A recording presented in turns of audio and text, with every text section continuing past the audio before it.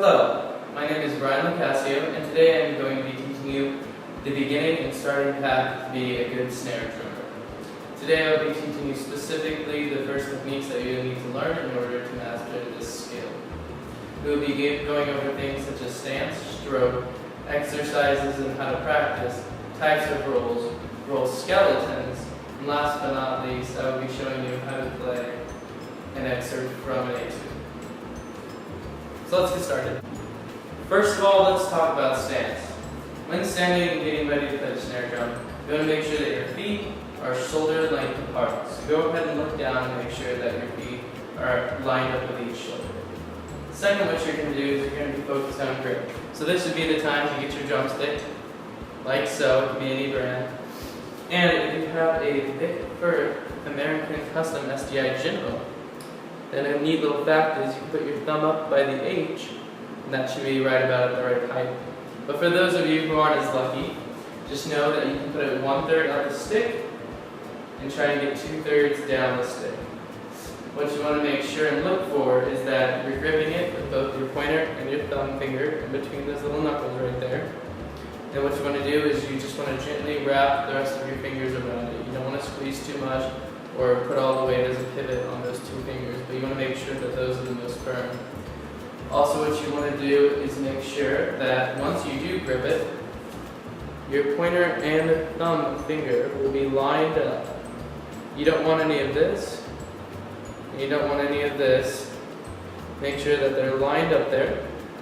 What you're going to do is you're going to find that your thumb is parallel with the stick. That's going to be a good indicator that you're holding it right. As a continuation of stance, I thought I would go over the drum height and where you want to put that. So, if you look at me here, right about at your waist level, or at your navel, is where you want to have your drum. And what you want to do, and I'll go ahead and get the sticks now, is that you want to start playing at this height. That's why there's nothing below this part of the screen, so you can mainly focus on this part. What you want to do is when you play, you move your wrists, and I'll repeat this later in the lesson so that you'll be more aware of it, but it's something that beginners often forget. That you play with your wrists and not your arms. Don't play like this, play like this. And that's something very important to keep thinking about through your entire process is learning the snare at the beginning. The next thing we will be going over is different types of strokes for the snare drum. We're going to be going over 4 basic types of strokes: the rebound stroke, the tap stroke, the down stroke, and the up stroke. I'll first be exemplifying the rebound stroke. So with a rebound stroke, you're going to start up a couple inches from the pad, and you're going to hit and land right back up where you came from. You want to make sure that when you hit, you go up on almost the exact same line that you go down on. I'll do it again.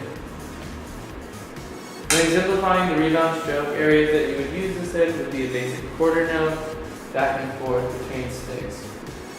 Next, I'm going to show you the tap stroke. This tap stroke will start much closer, 1 or 2 inches closer to the pad from where it is at the bottom. And what you're going to do is you're just going to drop it, and you're going to come back low. As opposed to the rebound stroke, which started high and ended high. Areas that you would use that would be if you're about to start a roll right after hitting it, or to continue something like that. Next, what I'm going to demonstrate would be the downstroke. The downstroke starts high, and then it ends low. The reason why you do this is if you're going from quarter notes like this, and you want to end up rolling, you're not going to want to roll from all the way up here. You're going to want to end up low, and then get to roll from there. So, start high, and low. And last but not least is the upstroke. The upstroke is demonstrated as starting low, 1 or 2 inches, just like the tap stroke. And what you're going to do is you're going to hit, and you're going to bounce up high. Areas you would do this would be at the end of a roll, so you can return to starting position for the rest of those rebound strokes.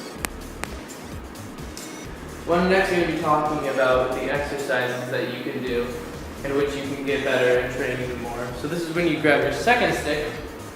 What I'm going to demonstrate for you now would be 8 hits on the right hand, 8 hits on the left hand. This is a good starting trick for beginning drummers. Notice that my hands and thumbs are following the rules that I showed you earlier. You're going to go 1, 2, 3, 4, 5, 6, 7, 8. Then switch hands. 1, 2, 3, 4, 5, 6, 7, 8. Once you feel more comfortable with that, start shortening it in half. For instance, 1, 2, 3, 4. 1, 2, 3, 4. Make sure that you're not moving your arms and all the action in the movement that's happening is in your wrist, not in your whole arm, in your wrist. So then once you get done with 4, you're going to go to 2, 1, 2, 1, 2, and eventually work yourself down to 1, going back and forth. Next, I'm going to be showing you and talking about rudiments. Different rudiments that you would do would include the flam and the drag. A flam is like a grace note, for instance. You're going to start one hand low. You're going to start the other one at your normal rebound height. So one's at a tap height and one's at a rebound height. You're going to drop them at the same time. And it's going to leave a little sound, a little tap, a little grace note. Then once you do the drag, the difference between that is a drag is sort of a roll before you hit, as opposed to a tap for the flam. Also, it's known as 2 grace notes as opposed to 1. So once again, this is the flam, and this is the drag. Next, I'm going to be showing you paradiddles. Paradiddles are something very fun.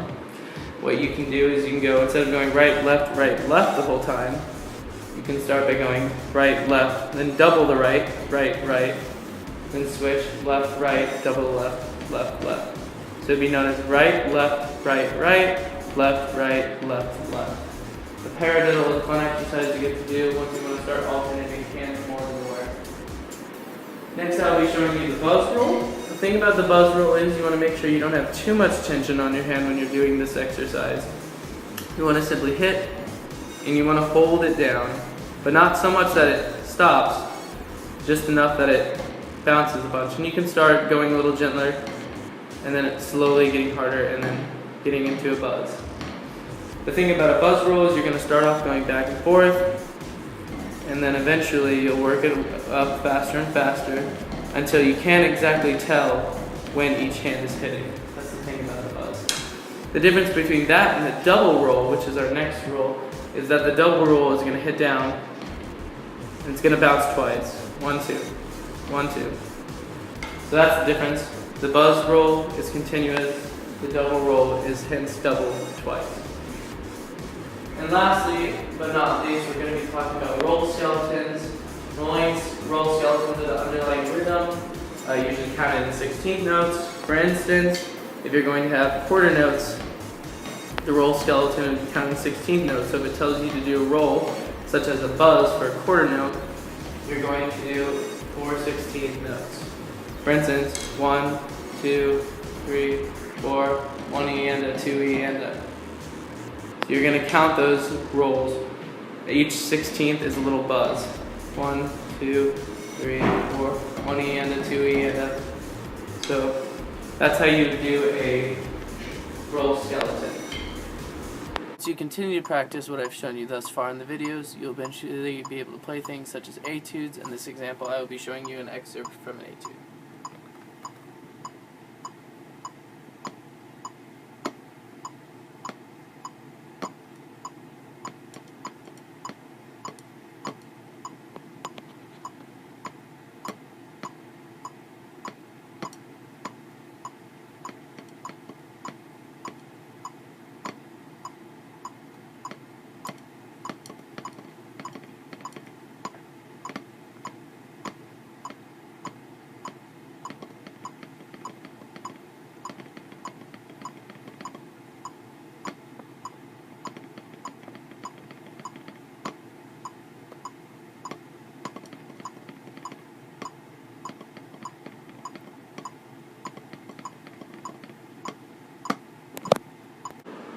Once again, thank you for watching this tutorial on how to play the snare drum.